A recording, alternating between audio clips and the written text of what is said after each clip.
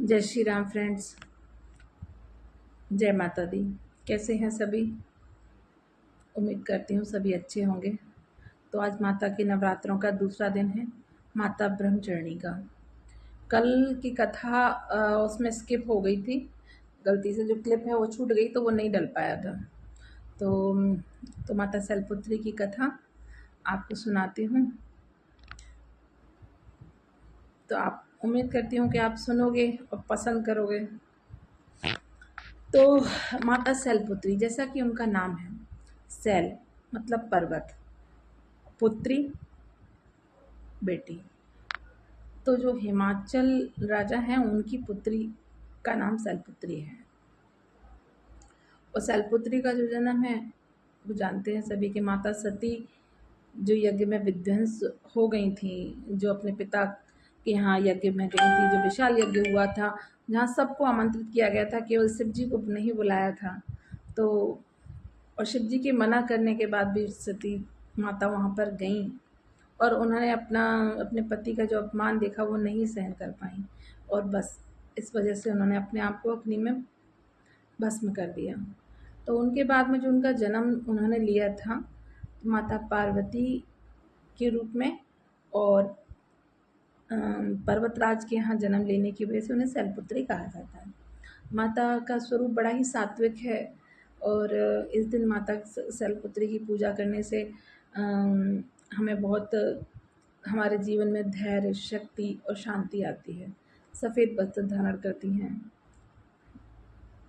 और इनका वाहन वृषभ है, और माता का बहुत ही रूप सुंदर है। और आज है दूसरा दिन माता ब्रह्मचारिणी का। जैसा इनका नाम है, ब्रह्म का आचरण, ब्रह्म अर्थात तप का आचरण किया था।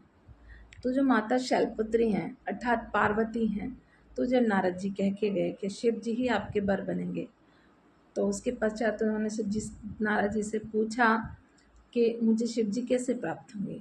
तो उन्होंने कहा कि शिव जी इतनी आसानी से प्राप्त नहीं हो सकते, उनके लिए आपको बहुत तपस्या करनी होगी, बहुत तप करना होगा। तो उन्होंने तप का आचरण किया, इसलिए कहते हैं ब्रह्मचारिणी, ब्रह्म का आचरण किया था।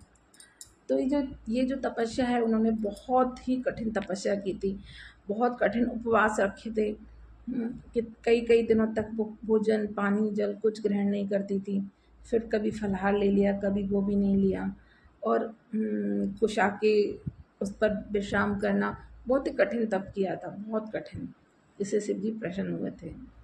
तो माता ब्रह्मचारिणी की पूजा करने से हमें हमारे जीवन में संघर्ष करने की क्षमता बढ़ती है।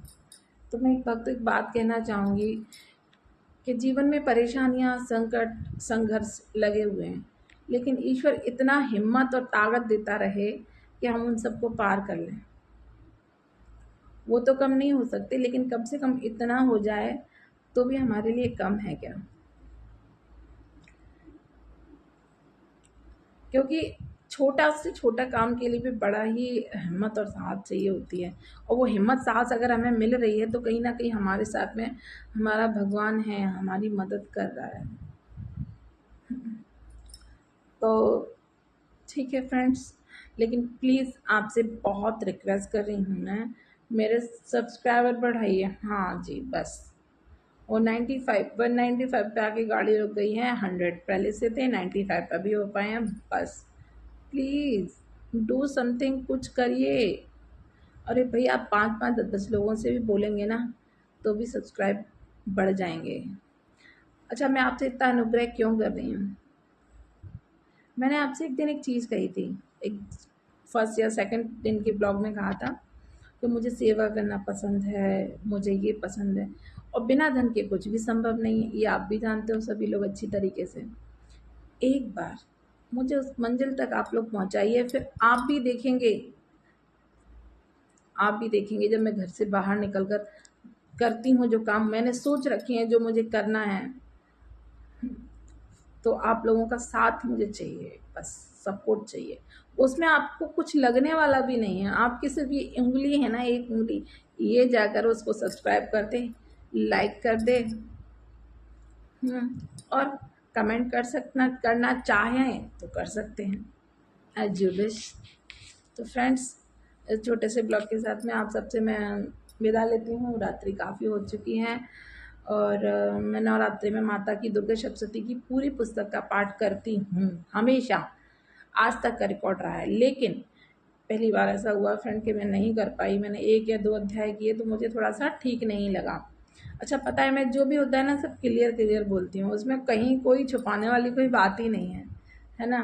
तो इसलिए जो भी है आप लोगों के सामने शेयर करती हूँ, एज इट इज़ शेयर करती हूँ, कोई बनावट नहीं, कोई मिलावट नहीं, एकदम प्योर। वैसे आजकल मार्केट में कुछ प्योर मिलता नहीं है, आप लोगों को पता होना चाहिए। तो इसलिए आपसे रिक्वेस्ट है, प्लीज़ मुझे सब्सक्राइब कीजिए। मैं लास्ट वाले दिन आपको दुर्गा सप्तशती का पूरा पाठ भी सुनाऊंगी अपने तरीके से, शॉर्ट रूप में। ठीक है फ्रेंड्स, तो मिलते हैं कल। जय श्री राम।